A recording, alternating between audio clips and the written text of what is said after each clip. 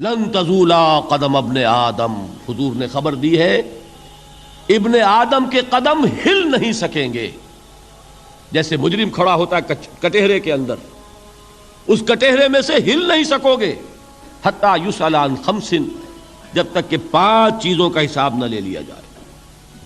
وہ 5 چیزیں کیا ہیں؟ کان کھول کر سنیے. عن عمرہ فیما افناہ، عمر کا حساب دو، یہ 80 برس اور 70 برس ہم نے تمہیں دنیا میں دیے، کہاں ضائع کیے.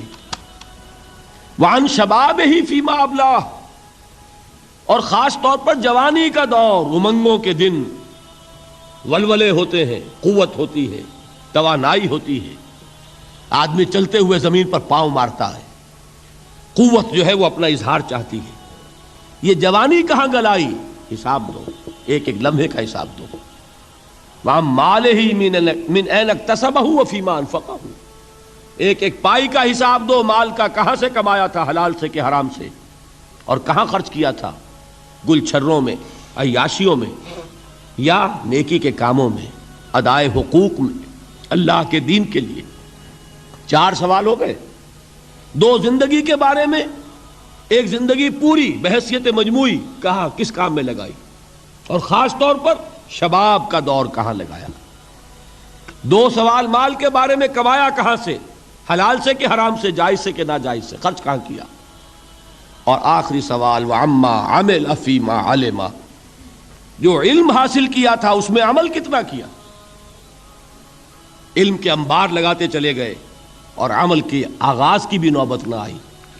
یہ علم جو ہے یہ اس روز سب سے بڑا وبال بن جائے گا انسان. اتنا علم اور عمل کچھ نہیں، بجائے کہ کریڈٹ کا ذریعہ بنے یہ الٹا ڈیبٹ کا کھاتا بن جائے گا. یہ جواب دہی کا احساس ہے کہ جس کی وجہ سے انسان کی ٹریجڈی جو ہے وہ دوہری ہے. کوئی حیوان اتنے بوجھ تلے نہیں، مشقت کی، محنت کی، اس زندگی میں ختم ہوئے، اس کے بعد کوئی محاسبہ نہیں. اس کو بھی غالب نے خوب کہا ہے کہ اب تو گھبرا کے یہ کہتے ہیں کہ مر جائیں گے، اور مر کے بھی چین نہ پایا تو کدھر جائیں. یہ ہے وہ ہیومن ٹریجڈی. اب میں آپ کو توجہ دلانا چاہتا ہوں، ایک تو گوتم بدھ کا فلسفہ، اس کے فلسفے کا مین تھیم یہ ہے سروم دکھم، آل از پین، آل از سفرنگ. اور اس نے جو بھی اپنی محنت کی، یہ تو اللہ ہی بہتر جانتا ہے کہ اسے بعد میں ملا کیا اور کیا نہیں ملا. ایک بات آپ سے عرض کر دوں، گوتم بدھ کے بارے میں ایک بہت جید عالم، میرے نزدیک بر صغیر پاک و ہند کے علماء میں جو اس صدی کے علماء ہیں ان میں ان کا بہت اونچا مقام ہے، مولانا مناظر احسن گیلانی رحمۃ اللہ علیہ. گیلان قصبہ ہے ایک بہار کا، وہاں کے رہنے والے تھے. ان کی زندگی زیادہ گزری حیدرآباد دکن میں، عثمانیہ یونیورسٹی میں استاد رہے. انہوں نے گوتم بدھ کے بارے میں یہ لکھا ہے کہ میرا یہ گمان ہے کہ وہ بھی اللہ کے نبی تھے، اور اس کی دلیل دی ہے. قرآن مجید میں ایک رسول کا ذکر آتا ہے، ذل کفل، اور یہ ذل کفل وہ ہے جس کے بارے میں ہمیں کچھ پتہ نہیں. قرآن مجید میں بھی ایک جگہ ذکر آیا ہے. نمبر 2 یہ کہ کسی حدیث میں اس کی کوئی ہمیں وضاحت نہیں ملتی، نہ حضور سے پوچھا گیا، نہ حضور نے اس کی وضاحت فرمائی. اب یہ ذل کفل ہے کون؟ تورات میں جو نبیوں کے نام آتے ہیں ان میں سے کسی نبی کا نام ذل کفل کے آس پاس نہیں بنتا کہ یہ سمجھا جائے کہ یہ اس نام کی بگڑی ہوئی یا بدلی ہوئی شکل بن گئی ہے. تو انہوں نے جو کہا ہے وہ بات وزنی معلوم ہوتی ہے اس اعتبار سے کہ کپل وستو، کپل پے جو ہے وہ عربی میں ہے نہیں، وہ فے بنتی ہے. تو ذل کفل کے معنی کفل والا، اور یہ کفل جو ہے کپل، کپل والا، جس کو ہم کہتے ہیں کپل وستو کا شہزادہ. تو انہوں نے یہ کہا ہے کہ گوتم بدھ کے بارے میں یہ خیال، یہ میں عرض کر دوں کہ اس کو ہم یقین سے نہیں کہہ سکتے، یہ ان کا گمان ہے، خیال ہے، واللہ عالم کہیں گے ہم، لیکن امکان ضرور موجود ہے. قرآن کہتا ہے وَلِكُلِّ قَوْمٍ ہاد، ہم نے ہر قوم میں ہادی بھیجے. وَإِن مِّن قَرْيَةٍ إِلَّا خَلَا فِيهَا نَذِيرٌ، کوئی بستی ایسی نہیں دنیا میں جس میں کوئی نہ کوئی خبردار کرنے والا نہ آیا ہو. تو یہ ممکن نہیں ہے کہ وہاں نبی نہ آئے ہوں، لیکن ان کی تعلیمات اتنی بدل گئی ہیں کہ ہم ان کو پہچان نہیں سکتے. حضرت مسیح علیہ السلام کی تعلیمات اگر عیسائیوں سے ہم سمجھیں تو کبھی بھی انہیں اللہ کا نبی نہیں مان سکتے. یہ تو قرآن مجید نے آ کر حضرت مسیح علیہ الصلوۃ والسلام کی اصل حقیقت ہمیں بتائی، ورنہ تو خدا کا بیٹا ثالث و ثلاثہ ان کو کیسے ہم مانتے، لیکن یہ کہ قرآن نے بتایا تو جان لیجئے ہو سکتا ہے کہ گوتم بدھ بھی اللہ کے نبی ہوں، لیکن ہو سکتا ہے کہ درجے میں کہیں گے، یقین سے نہیں کہیں۔ بہرحال گوتم بدھ نے اس دکھ، رنج، صدمہ، غم جو انسان کا مقدر ہے اس کا مشاہدہ کیا، اور پھر تپسیائیں کی، علم حاصل کیا، رشیوں منوں کے پاس گیا، اس نے کوشش کی کہ معلوم ہو سیلویشن کا راستہ کون سا ہے، اس دکھ سے نجات پانے کی کوئی سبیل بھی ہے کہ نہیں، اس غم سے، اس نجات سے، اس اندوہ سے انسان کسی طریقے سے چھوٹ سکتا ہے یا نہیں۔ اسی کو سیلویشن کہتے ہیں انگریزی میں، اسی کو ہندی میں نروان کہتے ہیں، اسی کو عربی میں نجات کہتے ہیں۔ ان نجات معلقۃ بمجموع هذه الاشیاء، میں نے امام رازی رحمۃ اللہ علیہ کے الفاظ میں آپ کو وہ لفظ بتایا، نجات کی راہ۔ اچھا، جدید فلسفوں میں جن حضرات کو دلچسپی کی بات ہے انہی کے بارے میں یہ عرض کر رہا ہوں، جدید فلسفوں میں بھی ایک فلسفہ ہے وجودیت، ایگزسٹانشلزم۔ آپ نے نام سنا ہوگا سارترے، یہ فرینچ فلسفر، اور اس وقت دنیا میں جو نوجوان نسل ہے وہ بہت زیادہ متاثر ہوئی ہے سارترے کے فلسفے سے۔ کرکیگارڈ پرانے دور میں اور سارترے اس دور میں، ان کے فلسفے کا نام ہے وجودیت، ایگزسٹانشلزم۔ اس کا مرکزی خیال بھی یہی ہے، انسان کے لیے دکھ ہی دکھ ہے، صدمہ ہی صدمہ ہے، رنج ہی رنج ہے۔ صرف یہ ہے کہ کچھ حساس لوگ ہوتے ہیں وہ صدمے کو زیادہ محسوس کرتے ہیں، کچھ ذرا ان کی حس جو ہے وہ کچھ ڈل ہو جاتی ہے، کند ہو جاتی ہے۔ وہ جو غالب کا شعر میں نے آپ کو سنایا کہ مشکلیں اتنی پڑی مجھ پر کہ آساں ہو گئی، ورنہ یہ ہے کہ انسان سوچے تو دکھ ہے۔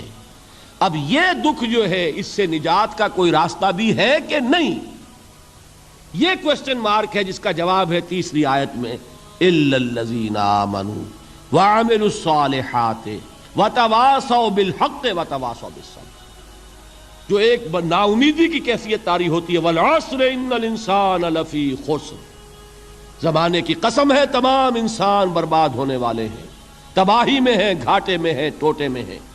اس سے جو ایک مایوس کن صورتحال سامنے آتی ہے، اس مایوسی سے نجات دلانے والی آیت ہے تیسری آیت۔ ایک راستہ ہے، یہ امید کی کرن ہے، تباہی سے بچ سکتے ہو، ابدی بربادی وہ بربادی۔ یہاں تو یہ ہے کہ ہم نے مشقتیں اٹھا لیں، فاقے جھیل لیے، تکلیفیں برداشت کر لیں، صدمے برداشت کر لیے، لیکن موت آئی، اس کا خاتمہ ہو گیا۔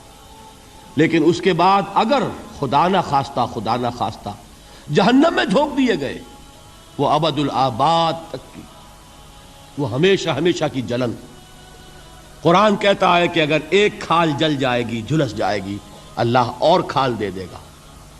دیکھیے یہ بھی جدید دور میں آپ کو معلوم ہوگا، بورس بکائی نے جو کتاب لکھی ہے دی فرینچ سرجن، اس نے ثابت کیا ہے کہ قرآن مجید نے جتنے نیچرل فینومینا کا حوالہ دیا ہے وہ بالکل سائنس کے مطابق ہے۔ آج ہمیں یہ معلوم ہے کہ حس جو ہے وہ صرف کھال میں ہوتی ہے، کھال حساس ہوتی ہے، کھال اتر جائے نیچے جو ہے گوشت جلے گا، آپ کو تکلیف نہیں ہوگی۔ معلوم قرآن نے کہا ہے کہ جب کھالیں ان کی جھلس جائیں گی ہم نئی کھال دے دیں گے، تاکہ وہ سوزش جو ہے، وہ جلن کا احساس برقرار رہے، وہ ختم ہونے نہ پائے۔ حالانکہ اس کی ضرورت نہیں ہے، اگر اندر کا گوشت بھی حس والا ہوتا تو پھر کھال دوبارہ عطا کرنے کی ضرورت نہیں ہے، گوشت جلے گا، اس سے بھی جلن کا اور سوزش کا احساس ہو جائے گا۔ لیکن قرآن کہتا ہے کہ نہیں، کلما نضجت جلودہم بدلنا لہم جلودا غیرہا، جب ان کی کھالیں جھلس جائیں گی، جل جائیں گی، ہم ان کی کھالیں بدل دیں گے تاکہ وہ سوزش برقرار رہے۔ ثم لا يموت فیہا ولا یحیا، پھر نہ وہ اس میں جی سکے گا نہ مر سکے گا، نہ زندوں میں ہوگا نہ مردوں میں ہوگا۔ موت کو پکارے گا، کاش کہ موت آ جائے جو مجھے اس مشقت سے اور مشکل سے چھٹکارا دلا دے۔ وہ موت جس سے اس وقت ہم بھاگتے ہیں، اگر خدا نہ خواستہ اس جہنم میں جھونکے گئے تو پھر موت کو پکاریں گے اور موت نہیں آئے گی۔ اس عذاب سے، اس ابدی ناکامی سے، اس خسران سے، اس ابدی ہلاکت سے بچنے کا کوئی راستہ ہے؟ وہ جو میدان حشر میں پکاریں گے لوگ، این المفر، کوئی جائے فرار ہے، کوئی جائے پناہ ہے؟ وہ جائے فرار، وہ جائے پناہ اس دنیا میں اللہ نے ہمیں عطا فرمائی، اسی کا نام صراط مستقیم ہے۔ الا الذین آمنوا وعملوا الصالحات وتواصوا بالحق وتواصوا بالصبر۔ ایک راستہ میرا دل برماہی نہیں آیا،